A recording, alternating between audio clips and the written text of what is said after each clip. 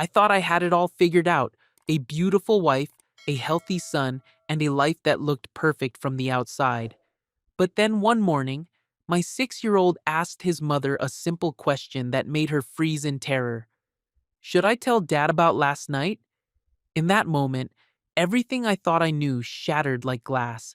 What my son saw that night would expose a betrayal so deep it would force me to make an impossible choice: confront the lies head on or do something far more devastating. See, the thing about revenge is that silence cuts deeper than any words ever could. And by the time she realized what I was doing, it was already too late. If you're watching this, hit that subscribe button and tell me where you're watching from in the comments below. I've always loved the quiet of early mornings. There's something peaceful about being the first person awake in the house when the world outside is still dark and everything feels like it belongs to you alone. My name is Marcus Reed, and I'm a mechanic. I've always loved the quiet of early mornings. There's something peaceful about being the first person awake in the house when the world outside is still dark and everything feels like it belongs to you alone. My name is Marcus Reed, and I'm a mechanic. I fix cars for a living.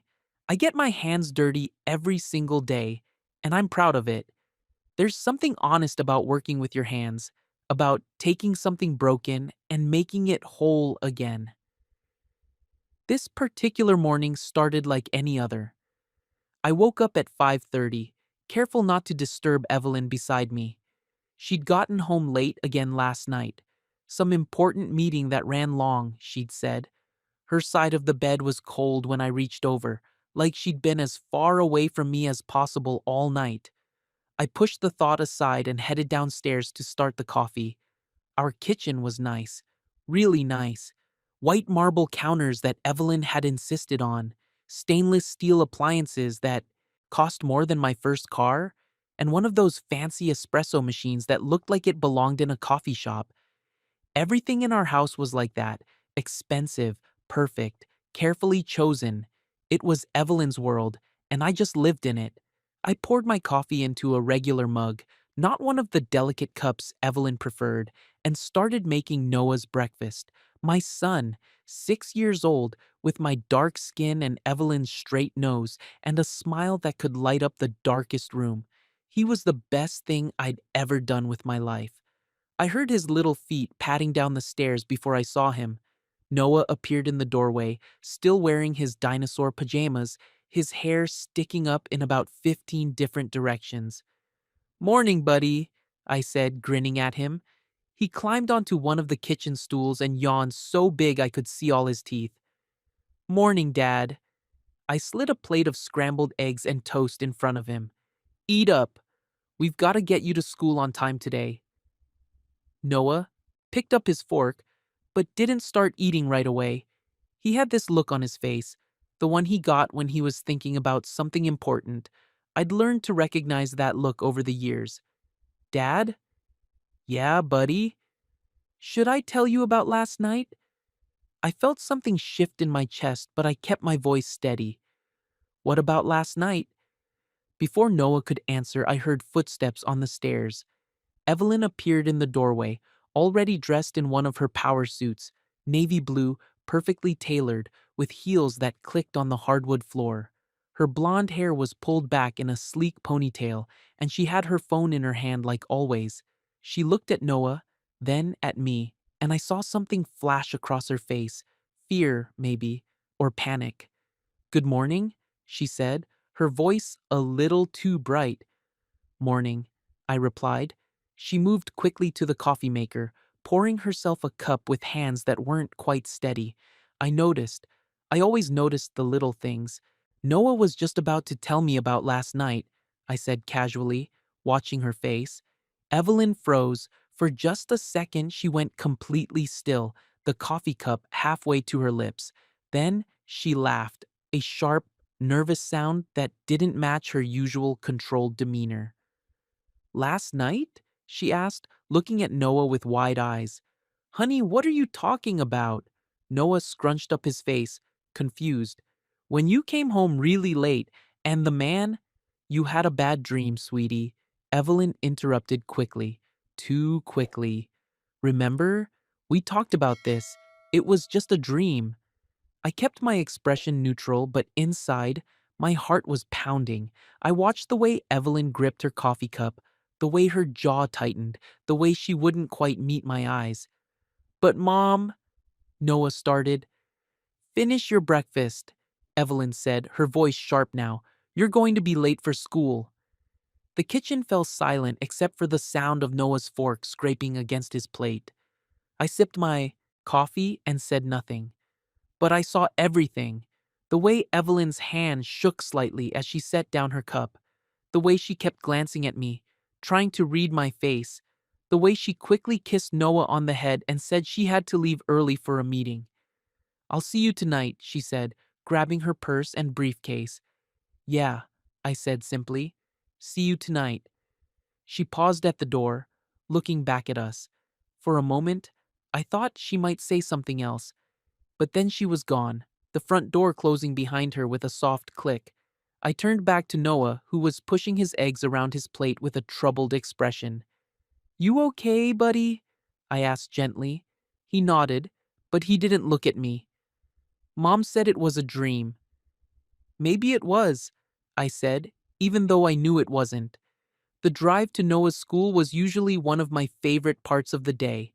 Just me and my son, listening to whatever music he wanted, talking about his friends or his teacher or the new level he'd reached in his video game. Today, he was quiet. I glanced at him in the rearview mirror. He was staring out the window, his little face serious. Hey, I said softly. You know you can always talk to me, right? About anything? Noah's eyes met mine in the mirror. Even if Mom said not to? My hands tightened on the steering wheel. What did Mom say, exactly? He looked down at his lap, picking at a loose thread on his backpack. She said some things are private, that I shouldn't talk about stuff that happens at night. I kept my voice calm and gentle. Did something happen that scared you? No, he said quickly. I woke up because I heard voices, and when I looked out my window, I saw Mom getting out of a car. But it wasn't our car, and there was a man driving. Every muscle in my body went tense, but I forced myself to stay relaxed, to keep breathing normally. What time was this? I don't know. It was really dark, and when I came downstairs, Mom was there, and she looked different. Like when she gets mad at work, and she told me to go back to bed and not tell anyone, especially you. I pulled up in front of the school and put the car in park. Then I turned around to look at my son directly. Noah, listen to me. You didn't do anything wrong, okay? And you can always tell me things. Always. I'm your dad, and my job is to keep you safe and happy. He nodded, looking relieved. Okay, but if Mom asked you to keep something private, I'm not going to force you to tell me more. When you're ready to talk, I'll be here. Deal? Deal. He smiled a little, and some of the tension left his small shoulders. I got out and opened his door, helping him with his backpack. He hugged me tight around the waist, and I bent down to hug him back. Love you, Dad. Love you too, buddy. Have a great day. I watched him walk into the school, backpack bouncing with each step, and I felt something cold settle in my chest. The auto shop where I worked was called Martinez and Sons, owned by a man named Carlos who'd given me my first real job 10 years ago. It wasn't fancy, just a big garage with 4 bays, tools scattered everywhere, and the constant smell of oil and metal. But it was honest work, and I was good at it. You're quiet today, Lena said, rolling out from under a Toyota Camry on her creeper. Lena Brooks had worked at the shop for 3 years. She was 29, black like me, with natural hair she wore in twists and an easy smile that made customers trust her. She was also one of the best mechanics I'd ever worked with, and one of the few people I considered a real friend. Just thinking, I said, not looking up from the engine I was working on. About? Life, She stood up, wiping her hands on a rag. That's specific. I glanced at her and saw genuine concern in her eyes. Lena had always been able to read me better than most people. Everything okay at home? She asked. I wanted to tell her I wanted to say that I thought my wife was cheating on me, that my 6-year-old son had accidentally revealed something he wasn't supposed to, that my perfect suburban life might be built on lies. But I couldn't make the words come out. Yeah, I said finally. Everything's fine. She studied me for a long moment, then nodded slowly. Okay, but if you need to talk, I'm here. You know that, right? Yeah, I know. We worked in silence for a while, the familiar sounds of the shop, wrenches clanking, the air compressor hissing, someone's radio playing old school hip hop, filling the space around us. I tried to focus on the work, on the simple problem solving that usually cleared my head.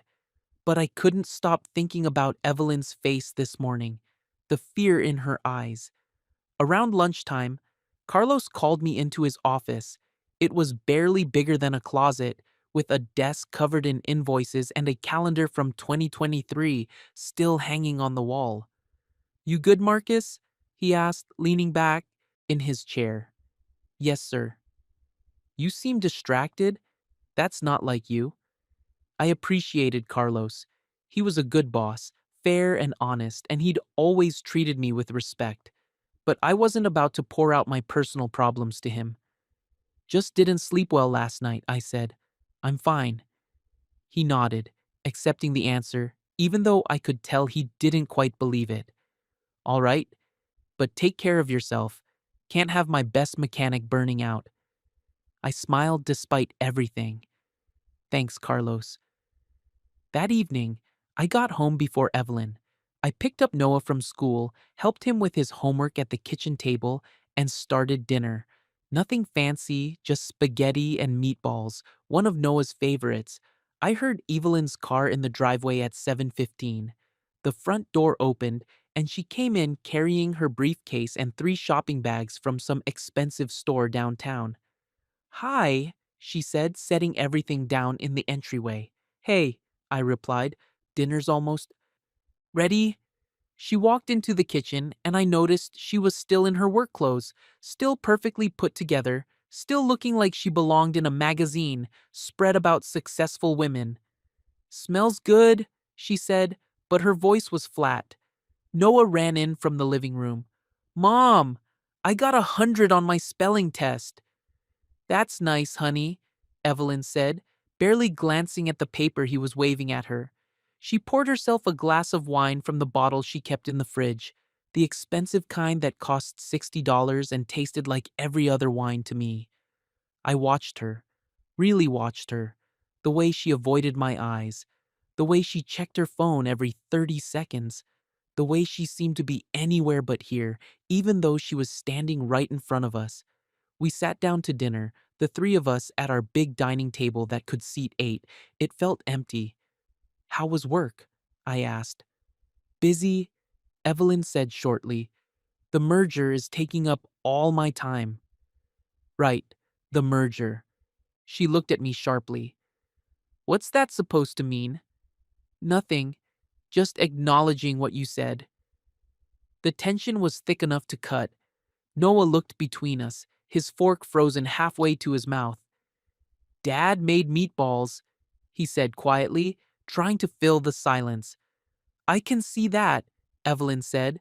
We ate in painful quiet. I kept my eyes on my plate and tried to figure out what I was going to do. Confront her? Demand the truth? Hire a private investigator like they did in movies?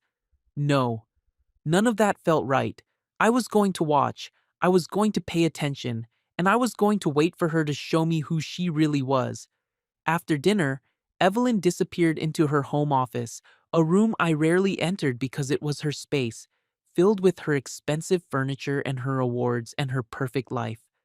I cleaned up the kitchen while Noah took his bath, and then I read him a story before bed. Dad? He asked as I was tucking him in. Yeah, buddy. Are you and Mom fighting? Heart broke a little. No, we're not fighting. But you seem sad. I sat on the edge of his bed and brushed his hair back from his forehead. Sometimes grown-ups have things they need to work through, but that's not your job to worry about, okay? Your job is to be 6 years old and have fun and do well in school. He nodded, but he still looked worried. I love you, Dad. I love you too, Noah. So much. After he fell asleep, I went downstairs and found Evelyn still in her office. I stood in the doorway, watching her type furiously on her laptop, her face illuminated by the blue glow of the screen. Evelyn, I said quietly. She jumped slightly, then turned to look at me. What? Are you happy? The question seemed to catch her off guard. She stared at me for a long moment, her expression unreadable. What kind of question is that? A simple one. I'm fine, Marcus. I'm busy. That's not what I asked. She turned back to her computer. I don't have time for this right now. I have 3 presentations to finish before tomorrow. I stood there a moment longer, waiting for something. I don't know what. An admission, an apology, some sign that the woman I'd married was still in there somewhere. But she just kept typing, and eventually, I walked away. Later that night, after Evelyn had finally gone to bed, I sat alone in the living room with all the lights off. I picked up my phone and opened the app for our home security system. We'd installed cameras when Noah was born, one at the front door, one at the back, one in the driveway. I scrolled through the footage from the night before. There was Evelyn's car leaving at 7 p.m. Normal. Then, nothing for hours. Then, at 2:30 in the morning, a black Mercedes pulled into our driveway. The footage was grainy, but I could see 2 figures in the front seat. They sat there for several minutes before the passenger door opened and Evelyn got out. The driver didn't get out. He just waited while Evelyn stood there adjusting her clothes, smoothing her hair. Then she leaned back into the car. I couldn't see clearly, but it looked like she kissed him goodbye. The Mercedes backed out of the driveway and disappeared. Evelyn walked to the front door and let herself in. And then, the strangest thing, the footage from inside the house, the camera in the front hallway, was missing. Just gone. A gap of about 10 minutes. She'd deleted it. I set my phone down and sat in the darkness, letting the truth wash over me. My wife was cheating on me. My wife had been cheating on me, probably for a while. And my 6-year-old son had seen something he wasn't supposed to see, something that had scared him enough to want to tell me, until his mother had convinced him it was just a dream. I should have felt angry. I should have felt rage boiling up inside me, should have wanted to storm upstairs and confront her, should have wanted to break something. But I didn't feel any of that. I felt cold, calm, clear. I had spent 12 years of my life with Evelyn. We'd met when I was 20, working at a coffee shop to pay for community college classes at night. She'd been a customer, a business major at a prestigious university, slumming it at a cheap coffee place because it was close to her apartment. She'd smiled at me, actually talked to me, saw me as more than just the guy who made her latte. Or at least, I'd thought she had. We dated for 3 years before getting married. It hadn't been easy. Her father, Richard Hale, had made it very clear that he didn't approve of his daughter dating, and especially marrying, a black mechanic with no college degree. But Evelyn had insisted she didn't care what her father thought. She'd said she loved me for who I was, not what I did or how much money I made. I'd believed her. Now, sitting in the darkness of our expensive house, I wondered if I'd been a fool. Tomorrow, I'd wake up and make Noah breakfast. I'd take him to school. I'd go to work and fix cars and talk to Lena and Carlos. I'd come home and make dinner and help with homework, and I'd watch. I'd pay attention, and I'd figure out what to do next. Because the one thing I knew for certain was this. I wasn't going to confront Evelyn. I wasn't going to yell or beg or demand answers. I was going to let her show me exactly who she was. And then I was going to decide what kind of man I wanted to be in response. The next morning, I woke up before my alarm again. Evelyn's side of the bed was empty, the sheets barely disturbed. I didn't know when she'd come to bed or if she'd slept at all. I went through my routine like always: coffee, breakfast for Noah, the familiar rhythm of morning that felt like the only solid thing in my life right now. Noah came downstairs, still sleepy, and climbed onto his stool without a word. I slid a plate of pancakes in front of him, his favorite, and watched him pour way too much syrup over them. Big day at school? I asked. He shrugged. Just normal. I was about to ask him more when I heard footsteps. Evelyn appeared, already dressed in a gray suit that probably cost more than my monthly salary. She looked tired. There were dark circles under her eyes that her makeup couldn't quite hide. "Morning," I said. She barely glanced at me. "Morning." She poured coffee into a travel mug, added cream and sugar with quick, efficient movements, and grabbed her briefcase from the counter. "I have back-to-back meetings today," she said, checking her phone. "I'll be home late." "How late?" I asked, keeping my voice neutral. "I don't know, Marcus." "Late." "Okay." She looked at me, then really looked at me, and I saw something in her eyes. Guilt, maybe, or suspicion. Like she was trying to figure out what I knew. I gave her nothing. Just a calm, steady gaze. "I'll see you tonight," she said finally, and then she was gone. Noah waited until the front door closed before speaking. "Dad?" "Yeah, buddy?" "Is Mom mad at me?" The question hit me hard. "No, Noah, Mom's not mad at you. She's just stressed about work. You didn't do anything wrong." He nodded, but he didn't look convinced.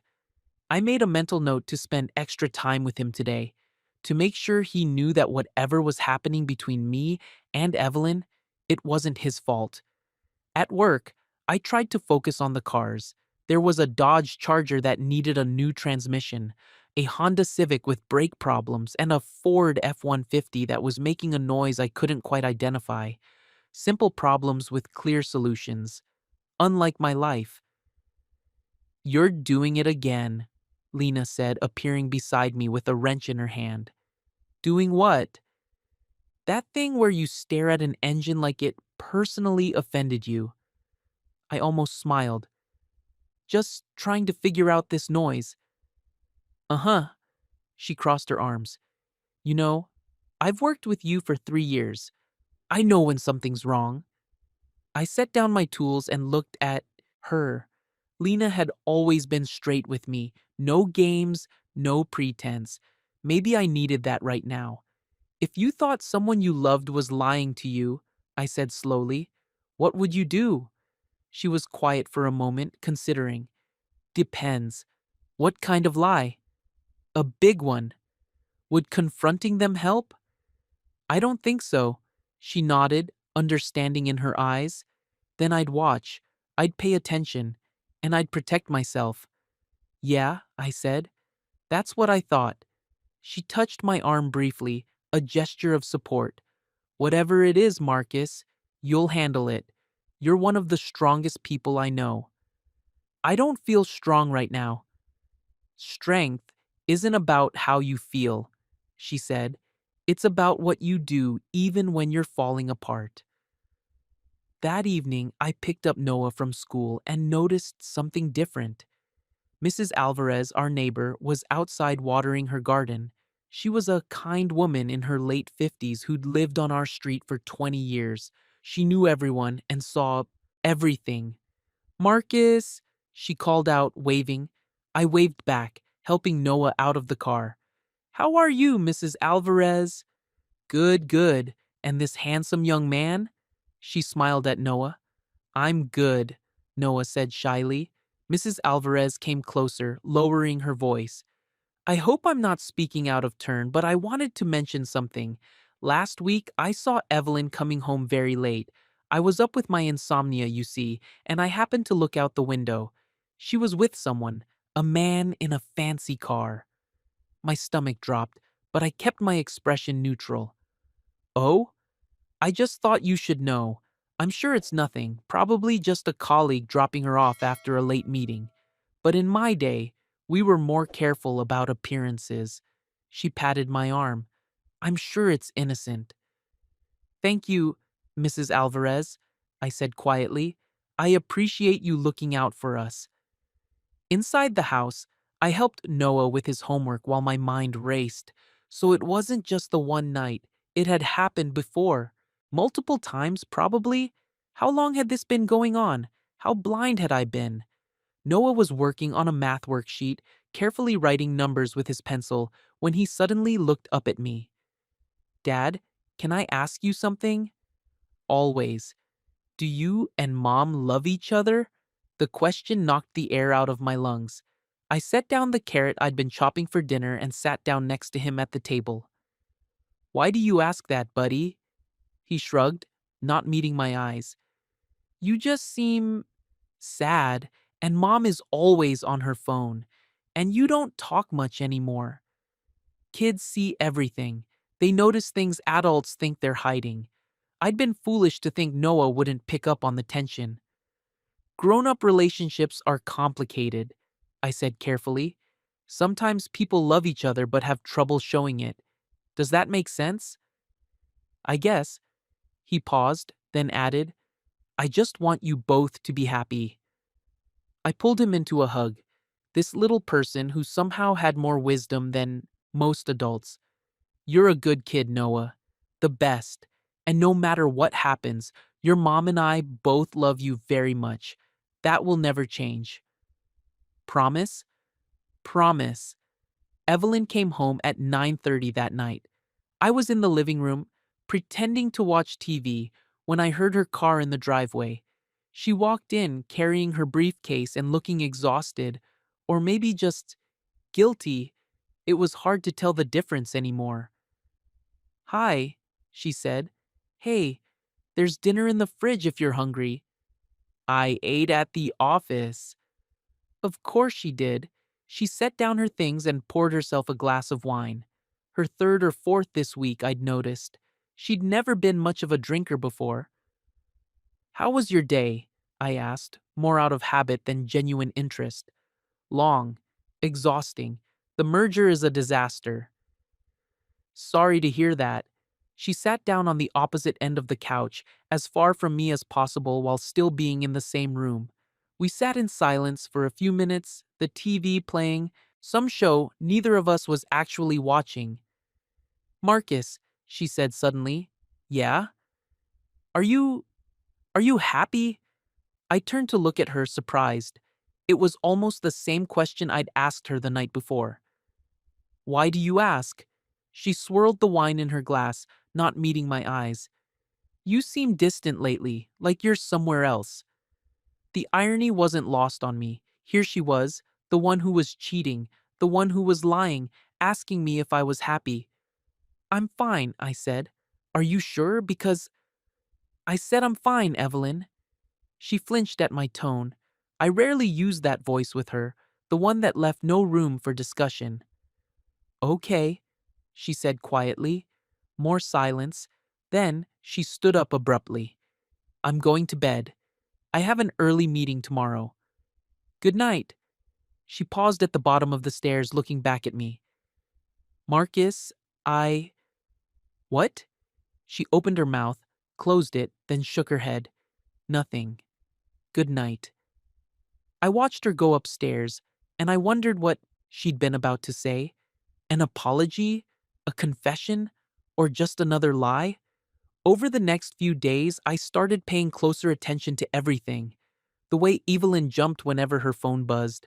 The way she suddenly started taking calls in her car, claiming she needed privacy for work. The way she'd started dressing even more carefully, wearing perfume she'd never worn before. I noticed she was deleting messages constantly.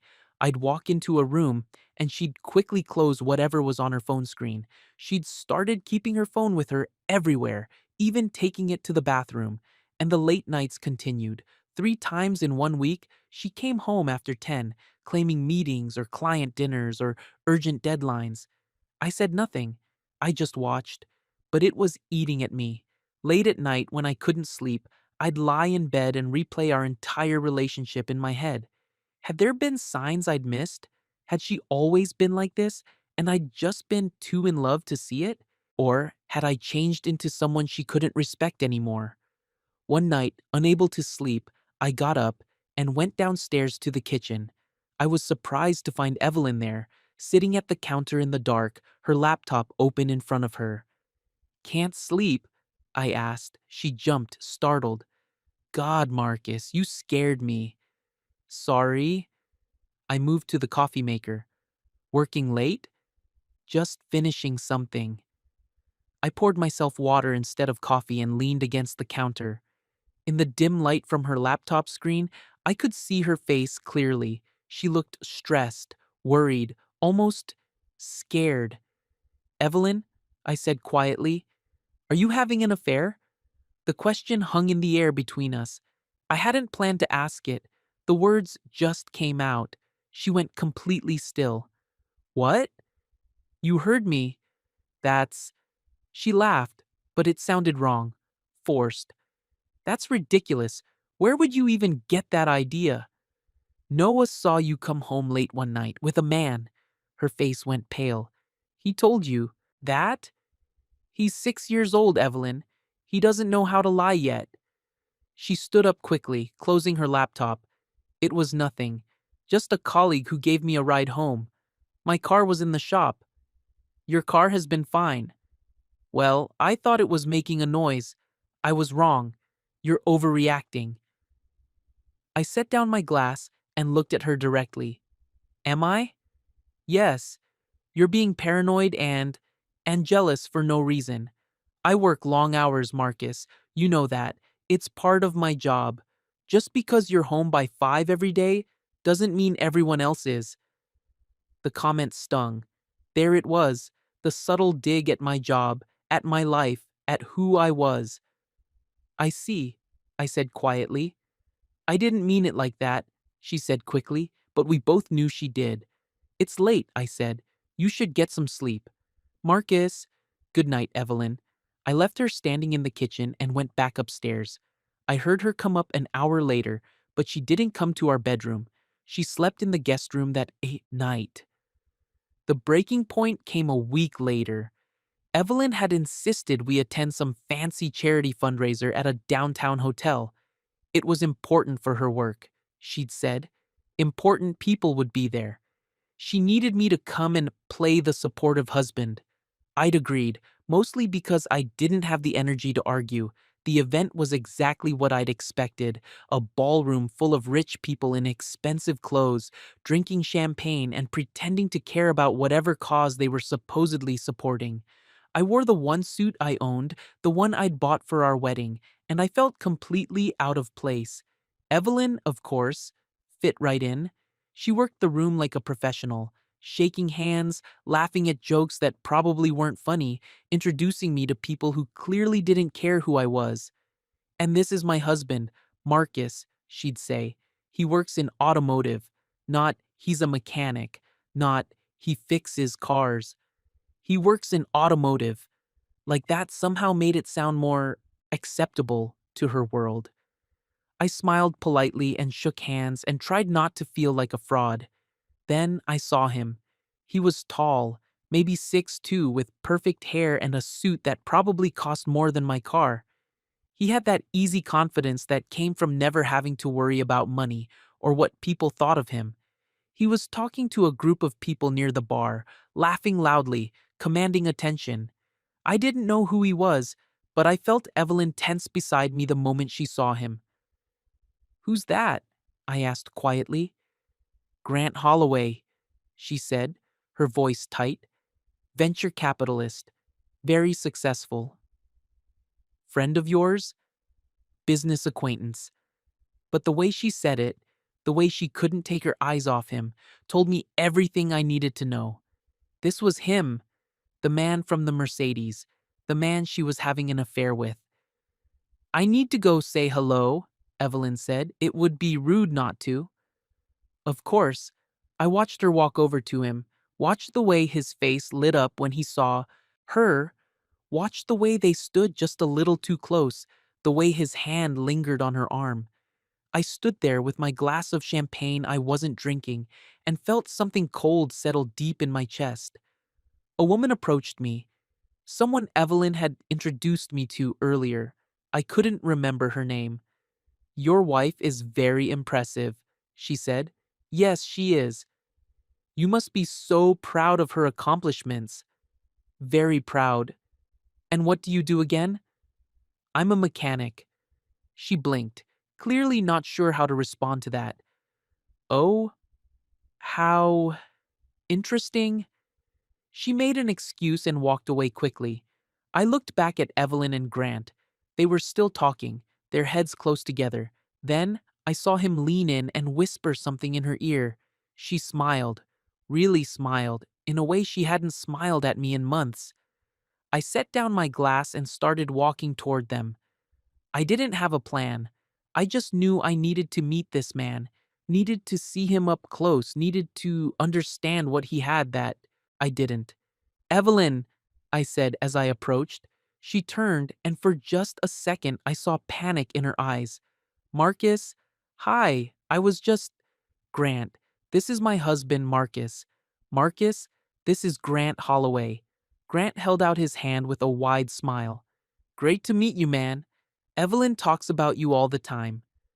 I shook his hand, noting the expensive watch, the designer shoes, the cologne that probably cost $100 an ounce. "Nice to meet you too." "So, you work in automotive?" he asked. "What company?" "I'm a mechanic. I work at Martinez and Sons." His smile faltered slightly. "Oh, a mechanic. That's that's great. Honest work, right?" "Very honest." There was an awkward pause. Evelyn jumped in quickly. "Grant is helping fund our new tech expansion. He's been invaluable to the company." "I'm sure he has," I said evenly. Grant laughed, a little too loud. "Well, someone's got to keep the economy running, right? Though I've got to say, I don't know how you guys do it. Working, with your hands all day, dealing with grease and oil. I'd go crazy. Give me a boardroom over a garage any day."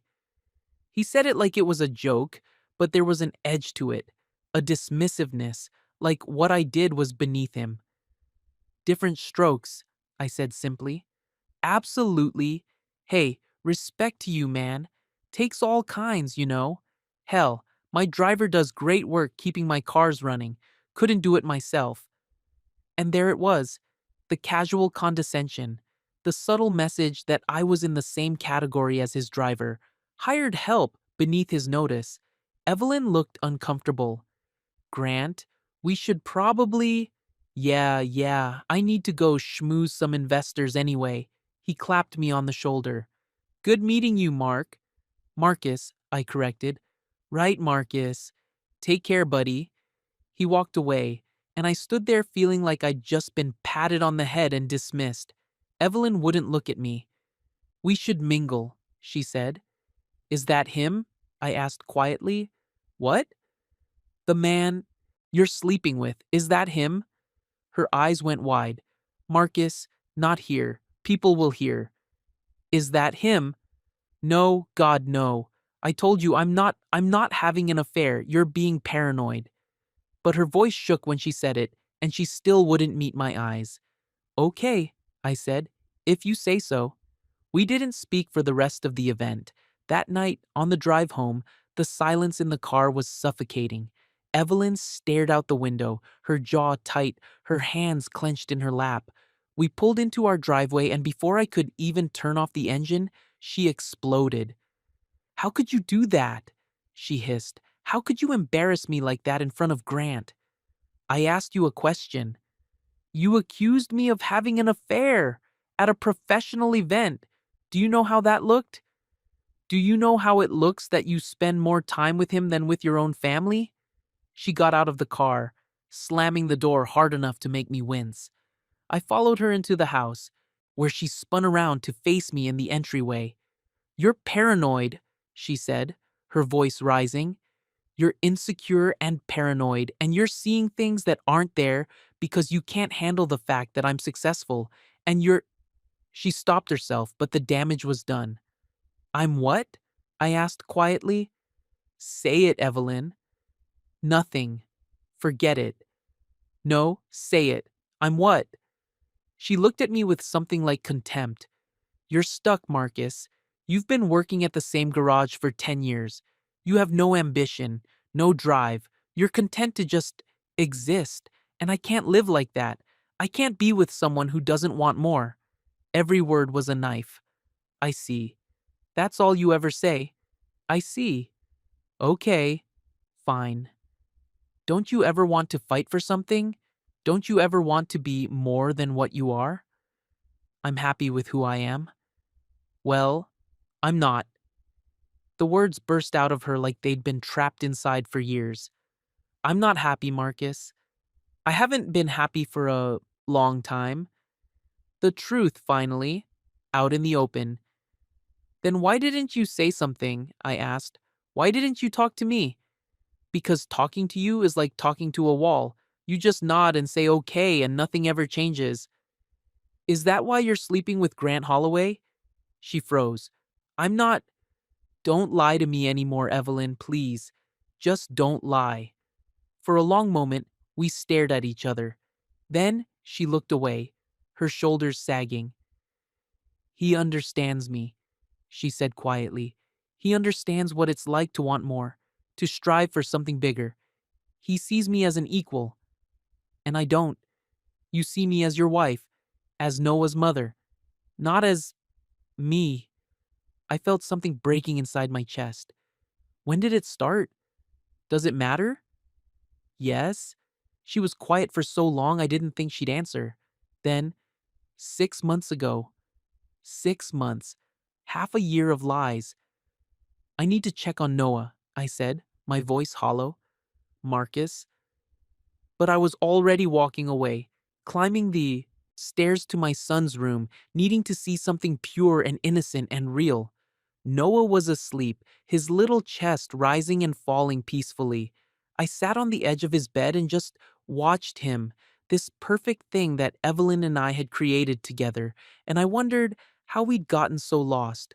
When I finally went to our bedroom, Evelyn was already in bed, facing away from me. I got ready for bed in silence and lay down on my side, leaving a gulf of space between us. In the darkness, I heard her voice, small and uncertain. Marcus? Yeah? I didn't mean for this to happen, but it did. I'm sorry. I didn't respond. Sorry wasn't enough. Sorry didn't change anything. Eventually, I heard her breathing even out as she fell asleep. But I lay awake, staring at the ceiling, and made a decision. I was done trying to hold this together. I was done pretending everything was fine. It was time to start planning my exit. The next morning, I woke up with a clarity I hadn't felt in weeks. It was like a fog had lifted, and I could finally see the path forward. I wasn't going to yell. I wasn't going to beg. I wasn't going to try to win Evelyn back or compete with Grant Holloway and his expensive suits and his boardrooms.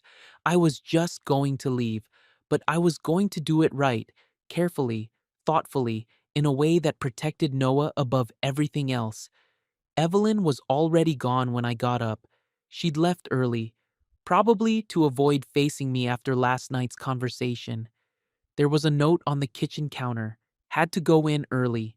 Will be late again tonight. I crumpled it up and threw it away. Noah came downstairs, rubbing sleep from his eyes. Where's Mom? She had to work, buddy. It's just us this morning. Okay.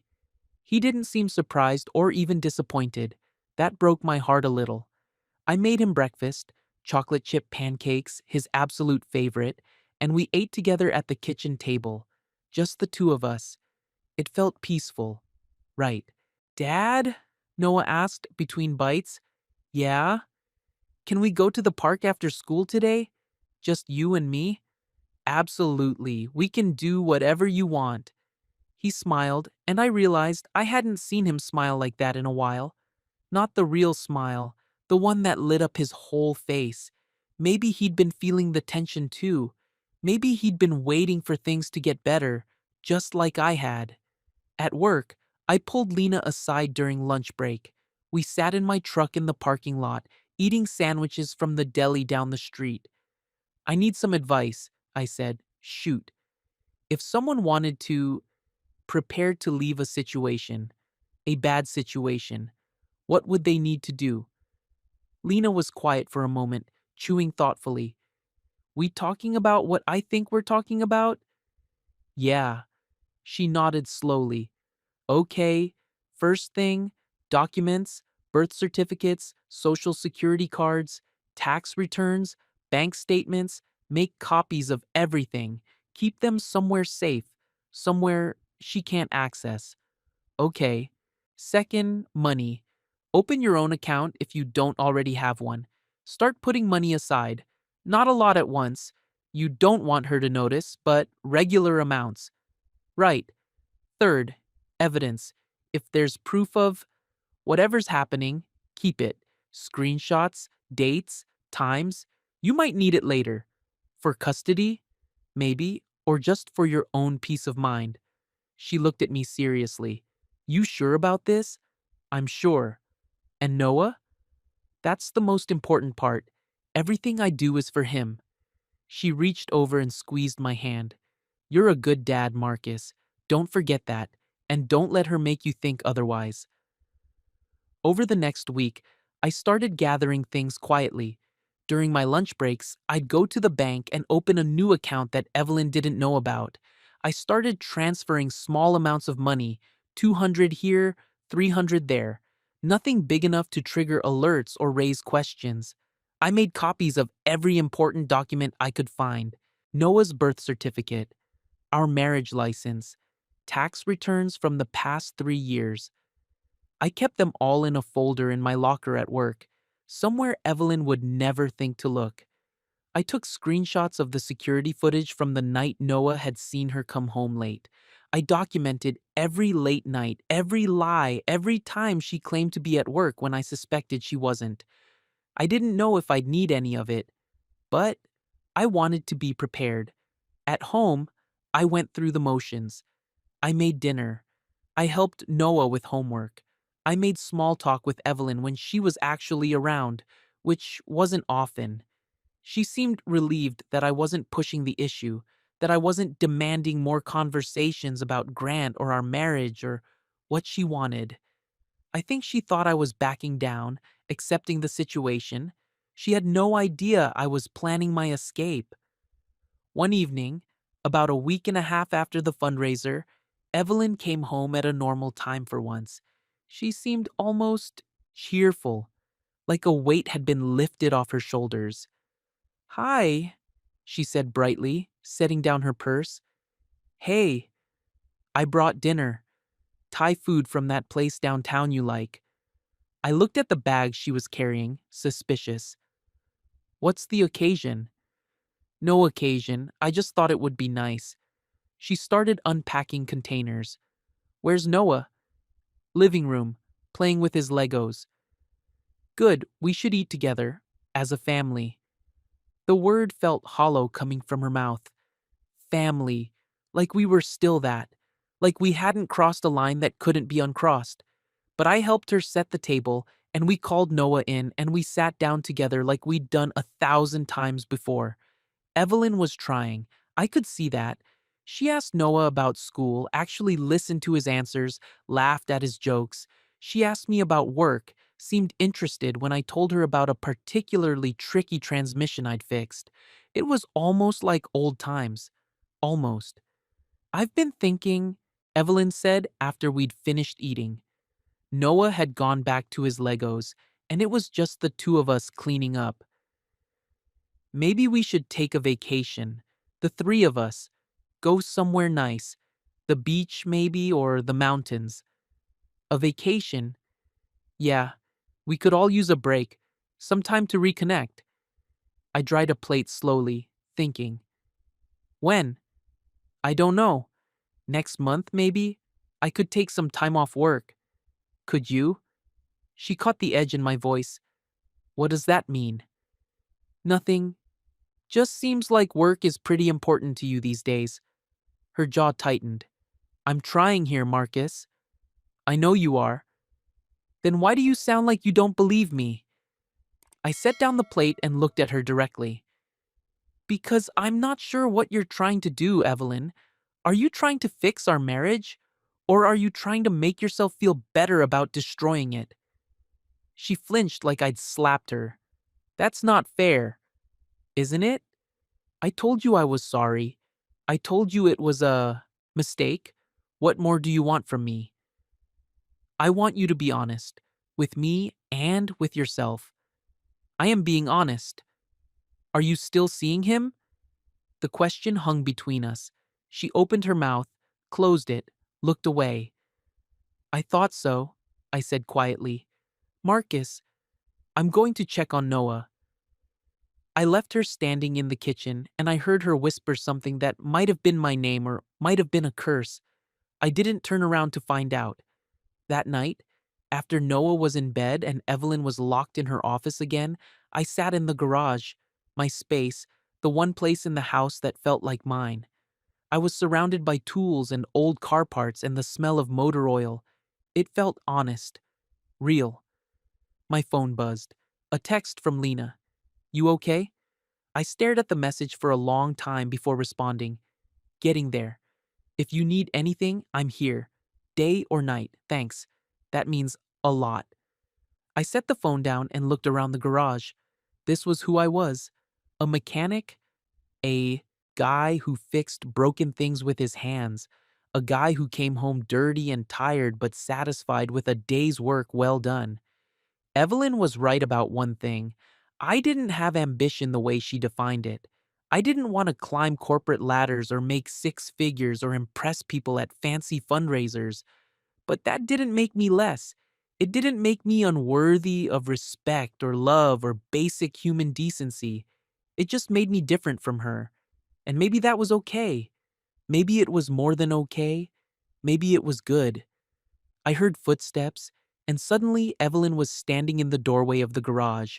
She was wearing sweatpants and one of my old t-shirts, her hair down, no makeup. She looked younger like this, more like the woman I'd married. Can I come in?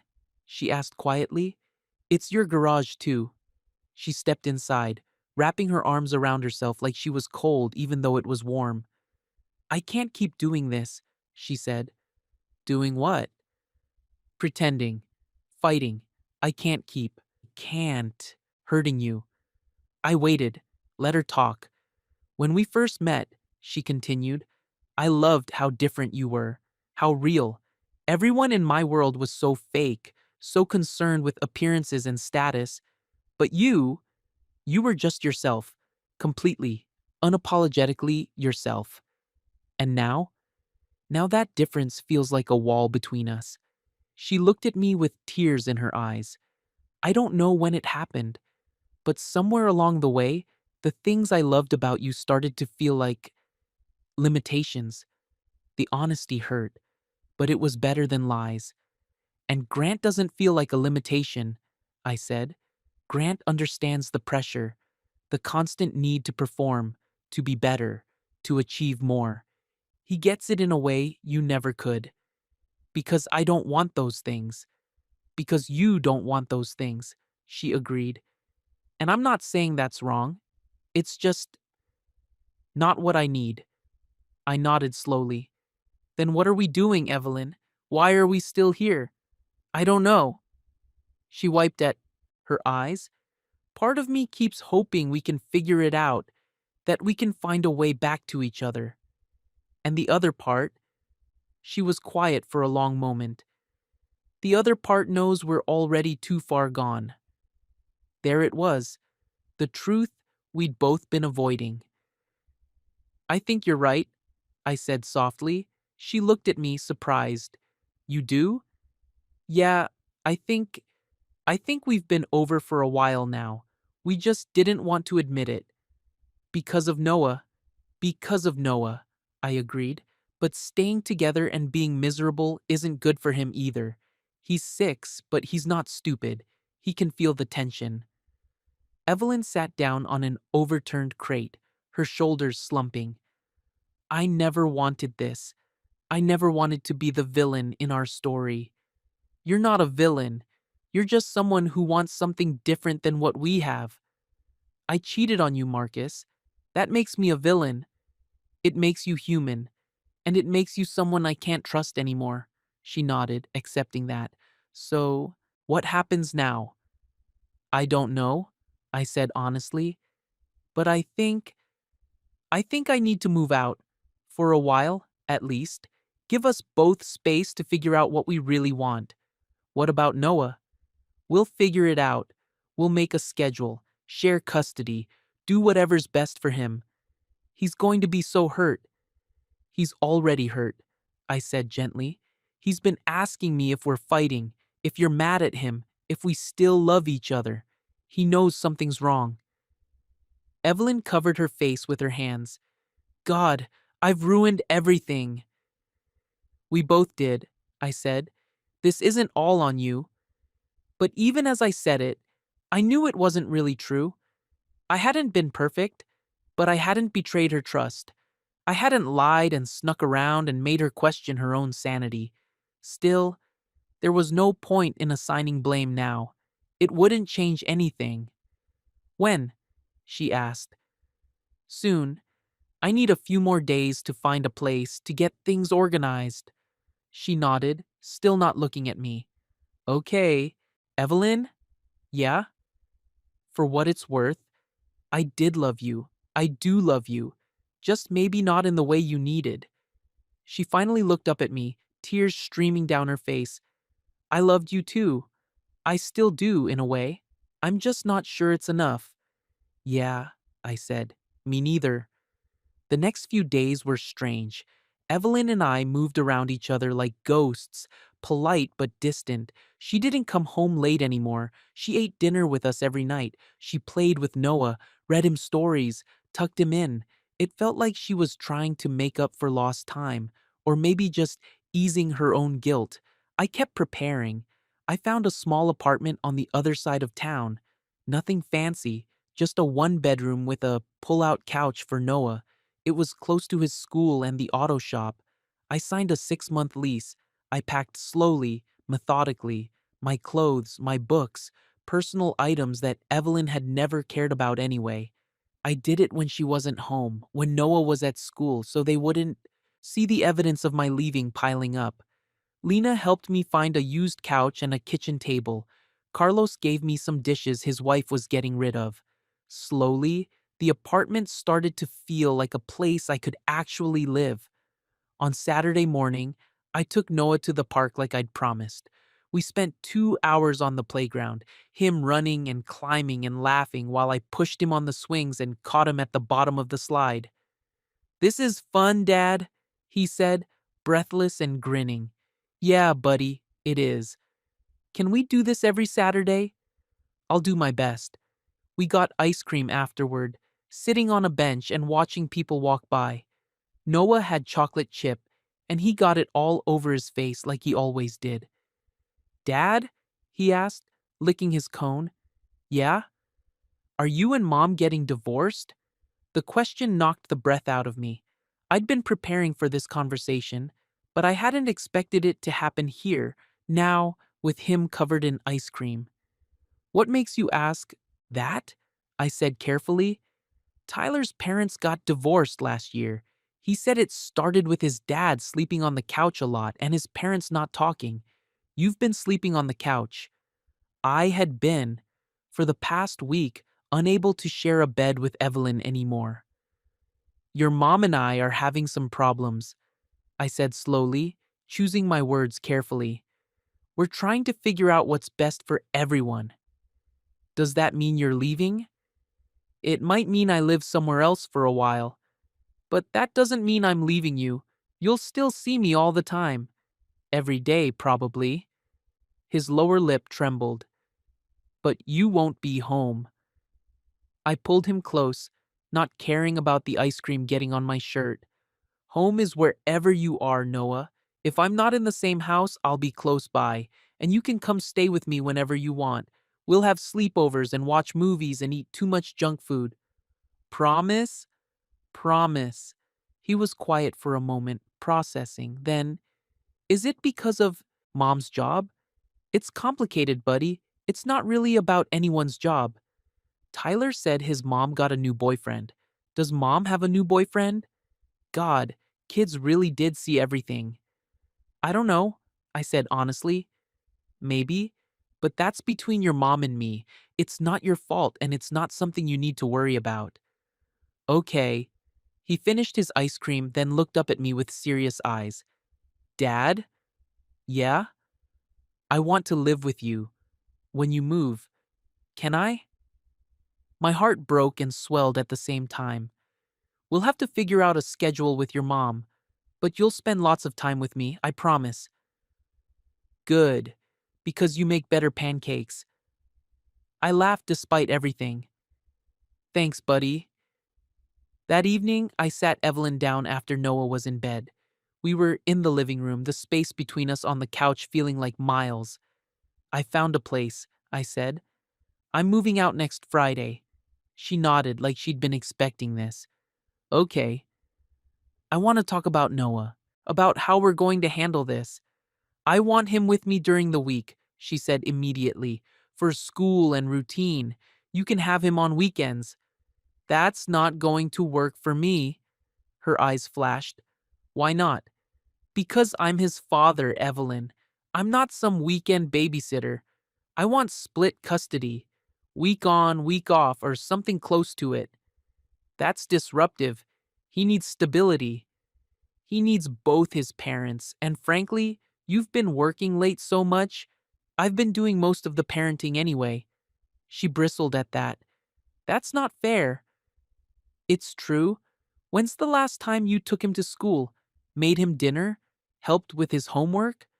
I've been busy. I know. You've been very busy with Grant. We stared at each other, the tension thick. Fine, she said finally. We'll split it, but I want him for holidays. We'll alternate. Christmas with you one year, me the next. Same with Thanksgiving, birthdays, everything else. And summer? We'll figure it out. She was quiet for a moment, then, are you going to tell him about Grant? That's your choice, but eventually he'll figure it out. Kids always do. I don't want him to hate me. Then maybe you should think about what kind of example you're setting. About honesty, about respect, about how you treat people who love you. She flinched, and I felt a small, bitter satisfaction. I'm going to bed, she said, standing up.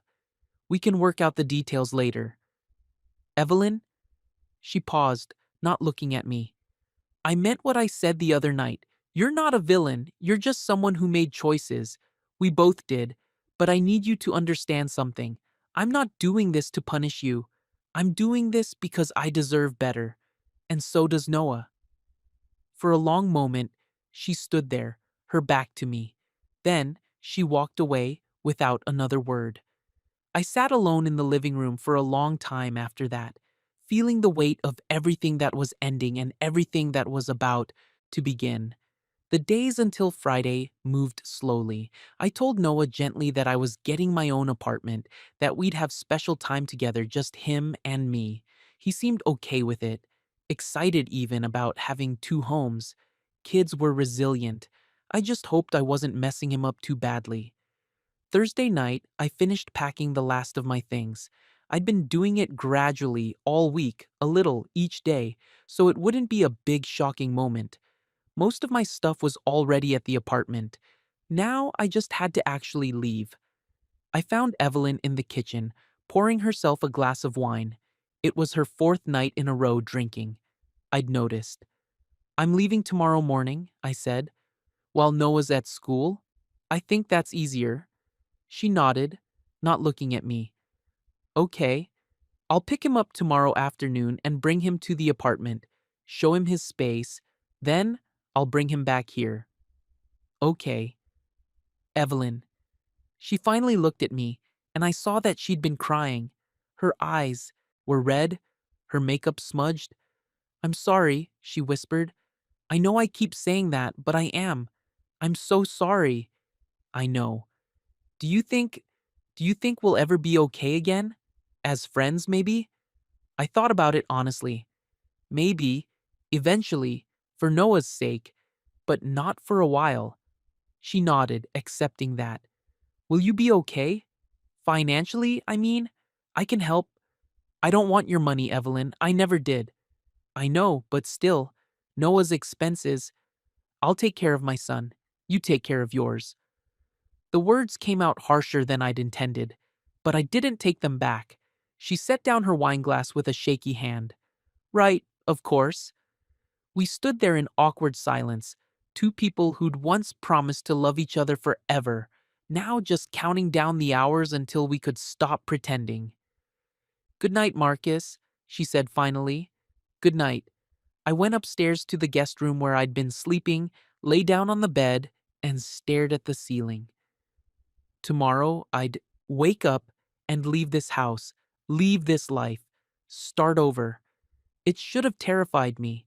Instead, I felt something close to relief. Friday morning came quietly. I woke up early, like always, and made coffee in the kitchen one last time. The house was silent. Evelyn was still asleep, or maybe just avoiding me. I didn't blame her. I stood at the counter, drinking my coffee and looking around at this kitchen that had never really felt like mine. The expensive appliances, the marble counters, the fancy espresso machine I'd never learned how to use. None of it mattered. I washed my cup, dried it, and put it away. Then I carried my last two boxes out to my truck. I didn't leave a note. There was nothing left to say that we hadn't already said. I drove to the apartment, my apartment now, and unpacked the final boxes. It didn't take long. I didn't have much. Clothes, books, a few photos of Noah, some tools, the basics. When I was done, I stood in the middle of the living room and took it all in. The used couch from Lena, the kitchen table from Carlos, the pull-out bed where Noah would sleep when he stayed with me. It was small, simple. Nothing like the house I just left. It felt like home. I picked Noah up from school that afternoon. He came running out with his backpack bouncing, excited to see me like he always was. Dad, can we go to your new place now? Absolutely, buddy. That's exactly where we're going. He climbed into the truck, buckling himself in, chattering about his day at school. Something about art class and a kid named Emma who could draw really good horses.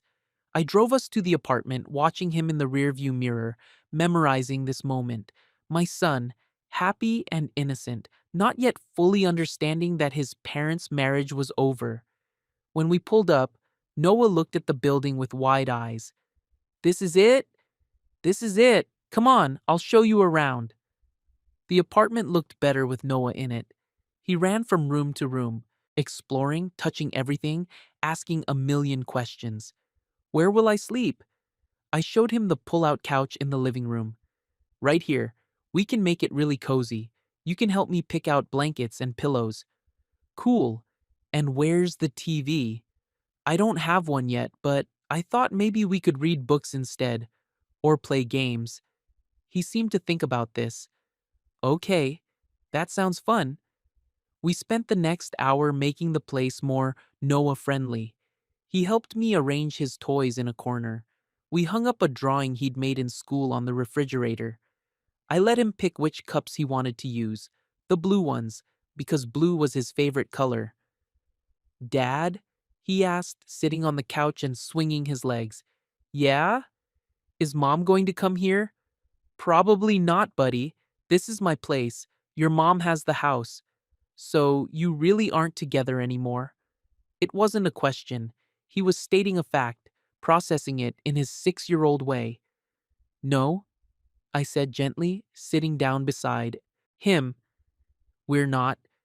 But that doesn't change how much we both love you. I know. He leaned against me. Tyler said divorce is hard at first, but then it gets normal. Tyler's right. It might feel weird for a while, but we'll figure it out together. Okay. He was quiet for a moment, then. Can we get pizza for dinner, since it's our first night? I smiled. Absolutely. Pizza sounds perfect. I brought Noah back to the house that evening, as promised. Evelyn was waiting in the living room, and she looked terrible, like she hadn't slept, like she'd been crying all day. "Hi, honey," she said, forcing a smile for Noah. "Did you have fun?" "Yeah, Dad's apartment is cool. We got pizza, and he's gonna let me help pick out decorations." That's that's great, sweetie." Her eyes flicked to me, and I saw something raw there. Pain, regret, maybe even panic. "I'll pick him up Monday after school," I said. "We'll do Monday through Thursday this week, then you can have him Thursday through Sunday." "Okay," she said quietly. Noah hugged me tight. "Bye, Dad. Love you." "Love you too, buddy." I watched him run upstairs, then turned to leave. "Marcus," Evelyn said. I stopped but didn't turn around. I I didn't think you'd actually do it. Leave, I mean. I told you I was leaving. I know. I just thought. I don't know what I thought." I turned to look at her then. Really look at her. She looked small somehow, standing in that big fancy living room in her expensive clothes, surrounded by everything she'd worked so hard to achieve. "Goodbye, Evelyn," I said, and then I walked out the door. The first week in my own place was strange, quiet. I'd gotten used to the sound of Evelyn's heels clicking on hardwood, her voice on work calls, the TV she always had on in the background. Now, there was just silence. I went to work, fixed cars, came home to my empty apartment, made simple dinners for one, went to bed early. Lena checked on me constantly. "You doing okay?" she'd ask every day. "Yeah, I'm okay. You don't have to be, you know. It's okay to be a mess. I know, but I'm not. I'm good." And I was. There was a peace in the simplicity, in not walking on eggshells, in not wondering where Evelyn was or who she was with or what lie she'd tell next. My phone buzzed constantly those first few days. Texts from Evelyn. "We should talk. I miss you. This is a mistake.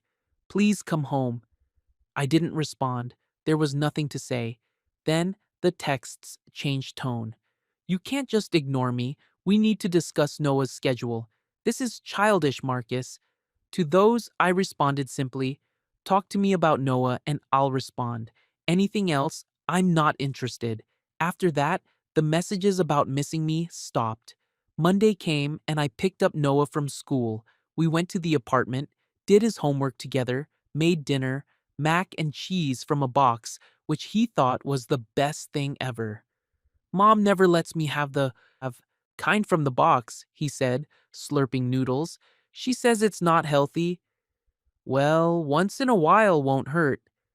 We played board games that night, read books, talked about everything and nothing. When it was time for bed, I pulled out the couch and made it up with the new sheets we'd bought together. Red, because he'd decided red was actually cooler than blue. "Dad?" he said, already half asleep. "Yeah, buddy? I'm glad you have your own place." "Yeah? Why's that?" "Because you seem happier. You smile more now." I kissed his forehead. "I love you, Noah." "Love you too, Dad." I watched him fall asleep, this little person who saw more than anyone gave him credit for, and I felt grateful. For him. For this quiet life we were building together. For the chance to start over. The weeks blurred together. I fell into a routine. Work, Noah, the apartment, simple pleasures like Saturday morning pancakes and evening walks to the park. Evelyn called sometimes, but our conversations were brief. Logistics about Noah. Nothing personal, nothing real. She tried a few times to bring up us, to talk about working things out, but I shut it down every time. "There is no us anymore, Evelyn. There's just co-parents doing their best for their son." She didn't like that, but she eventually accepted it. One Saturday, about 6 weeks after I'd moved out, I was at the grocery store with Noah when I heard a familiar voice. "Marcus?" I turned to see Mrs. Alvarez pushing a cart toward us. "Mrs. Alvarez, hi." "And Noah, my goodness, you've grown." She smiled at him, then at me. How are you both doing? We're good. Really good. She studied my face and I saw understanding in her eyes. She'd lived long enough to recognize when a man was healing from something painful. I'm glad to hear that, she said warmly. You look well. Thank you. I've seen your wife lately, she added carefully. She seems troubled. I'm sure she is. Mrs. Alvarez nodded.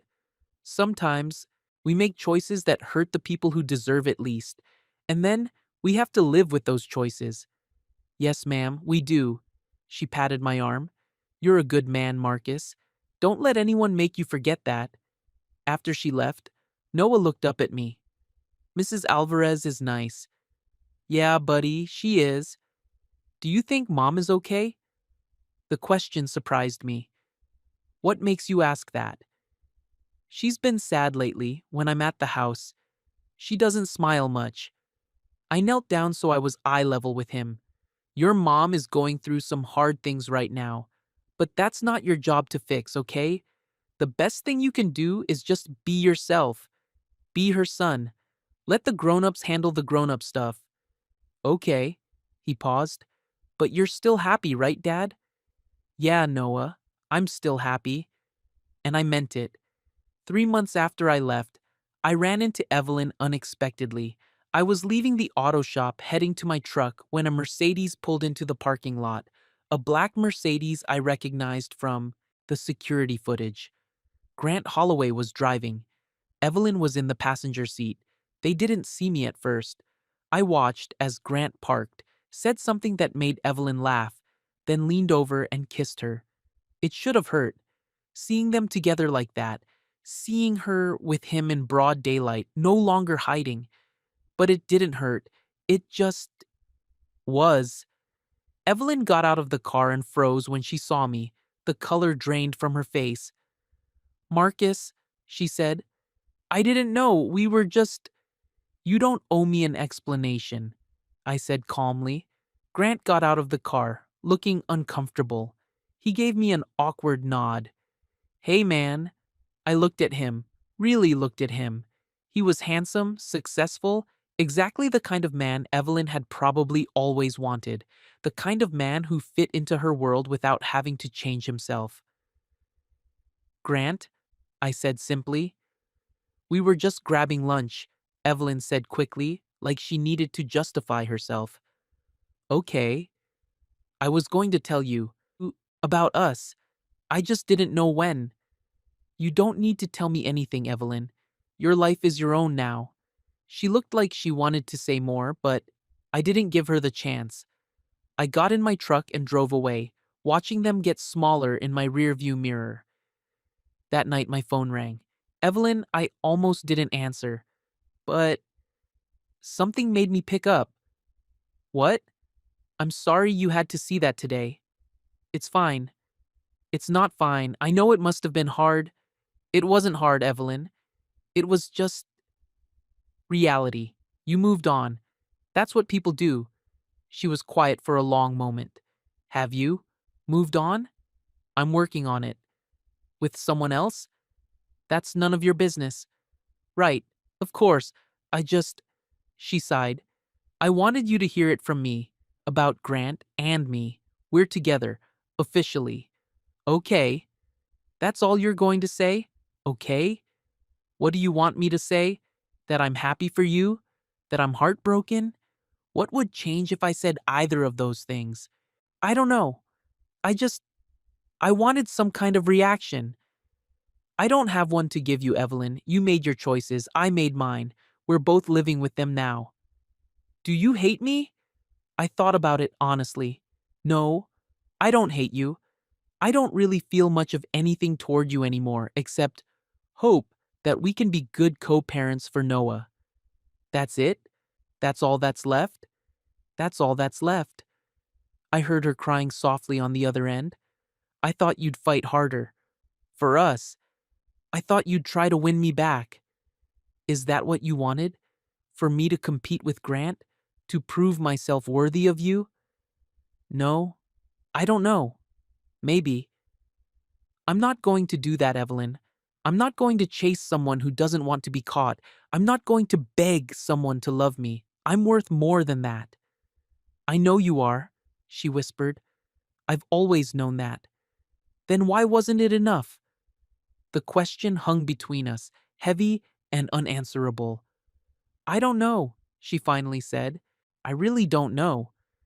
Well, when you figure it out, you can tell your therapist, because I'm done trying to understand it. Marcus, good night, Evelyn. I hung up before she could say anything else. Life continued. Noah adjusted to the new normal better than I'd expected. He had his room at Evelyn's house and his pull-out couch at my apartment, and he seemed genuinely happy in both places.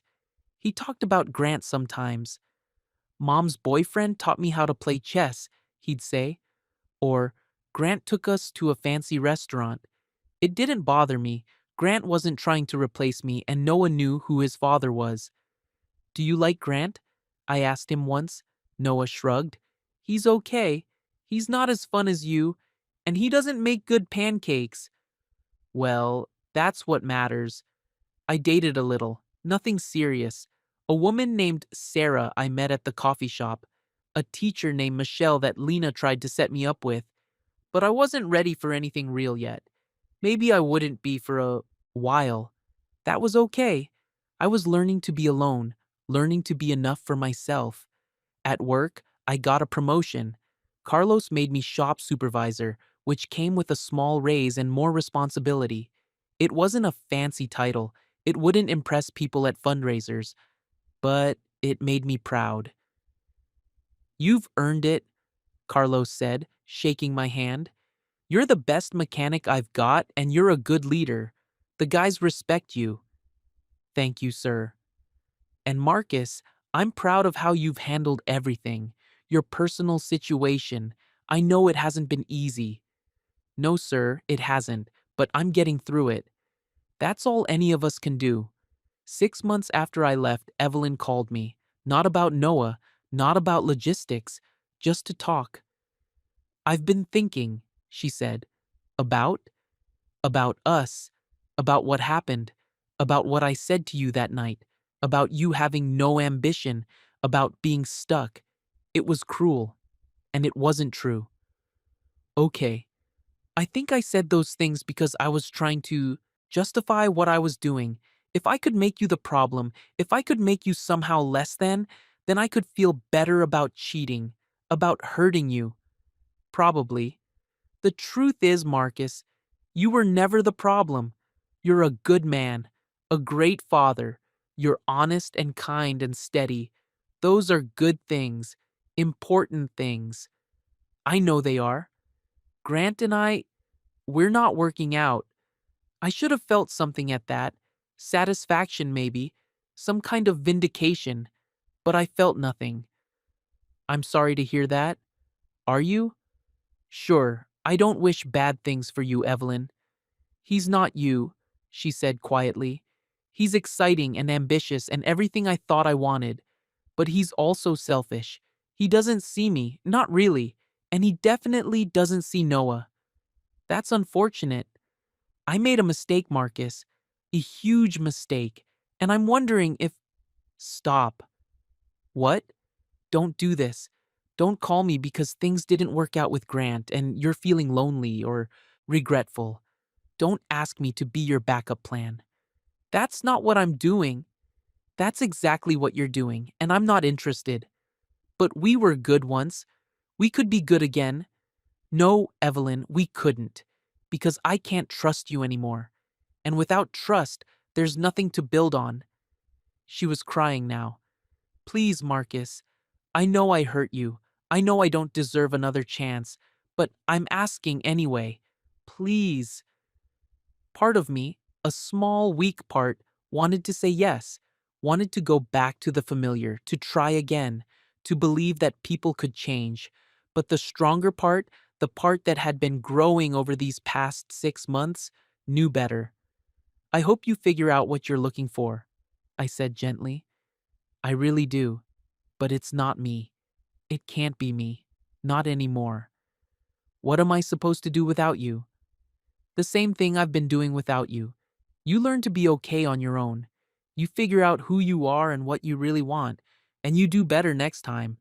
There won't be a next time, she whispered. You were it for me. If that were true, you wouldn't have done what you did. I let that sit for a moment, then added, I need to go. Noah's coming over soon. Okay. Her voice was small. Marcus? Yeah? Did you ever love me? Really love me? I thought about our first date, the way she'd laughed at my jokes, the morning she'd told me she was pregnant, terrified and excited all at once, the day Noah was born, and she'd looked at me like I'd hung the moon. Yeah, I said honestly. I loved you. I loved who I thought you were. I loved the woman I married. But somewhere along the way, you became someone else. And I don't know that person well enough to love them. That's fair, she said quietly. That's more than fair. Take care of yourself, Evelyn. You too. I hung up and sat in the quiet of my apartment, feeling something settle in my chest. Closure, maybe, or just acceptance. A year after I left, I took Noah to the beach for a week, just the two of us. We stayed in a cheap motel, ate seafood every night, and spent our days building sandcastles and jumping in the waves.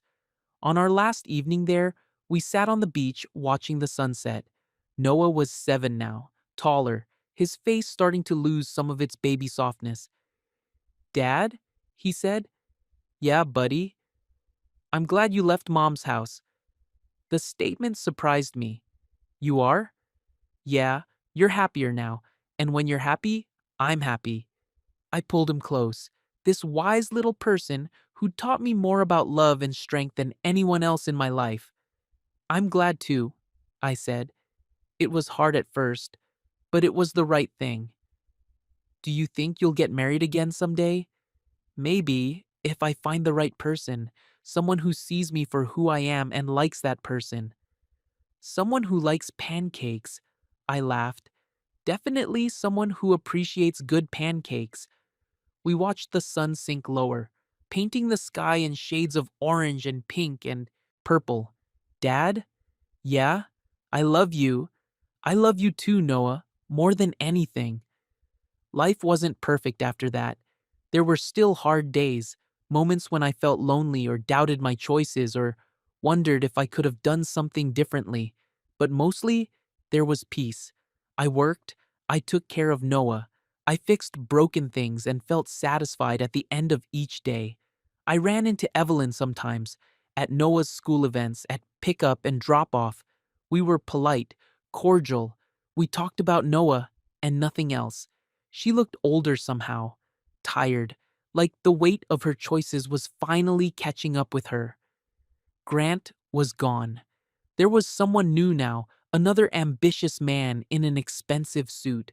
I didn't ask about him and she didn't volunteer information. Sometimes, when I dropped Noah off, I'd see her watching from the window as I drove away. I never knew what she was thinking, if she regretted what she'd lost, if she was happy with what she'd gained. I didn't ask. It wasn't my business anymore. One Saturday morning, about 18 months after I'd left, I was making pancakes in my apartment when Noah came shuffling out in his pajamas. Morning, Dad? Morning, buddy? The usual? Extra chocolate chips? You got it. He climbed onto one of the stools at my small kitchen counter. Not marble, not expensive, just simple laminate that I'd installed myself. Dad, can I ask you something? Always. Do you ever get sad? About Mom and everything that happened? I flipped a pancake, thinking about how to answer honestly. Sometimes, not as much as I used to. Mostly, I just feel free. Free? Yeah, free to be myself. Free to live a life that feels honest. Free to spend time with you without all the tension and anger and sadness. That sounds nice. It is nice. I slid a plate of pancakes in front of him. You know what I learned through all of this? What? That you can't make someone love you the way you deserve to be loved. You can't. Change yourself into someone you're not just to make another person happy.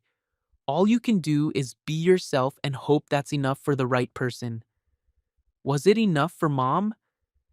No, but that says more about what she needed than what I lacked. He poured syrup over his pancakes, considering this. I think you're pretty great, Dad. Well, you're biased, but I appreciate it anyway. We ate breakfast together in comfortable silence, sun streaming through the windows of my small apartment, and I felt something I hadn't felt in years. Content, not deliriously happy, not without worries or problems, just content. And that was enough. More than enough.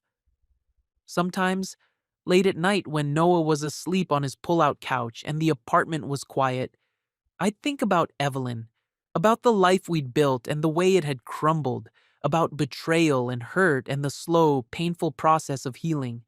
I'd think about how silence had been more powerful than rage, how walking away had been stronger than fighting, how rebuilding myself had been more important than destroying her. I'd never gotten the dramatic confrontation, the tearful apology, the moment where she realized what she'd lost. Maybe she had realized it, maybe she hadn't.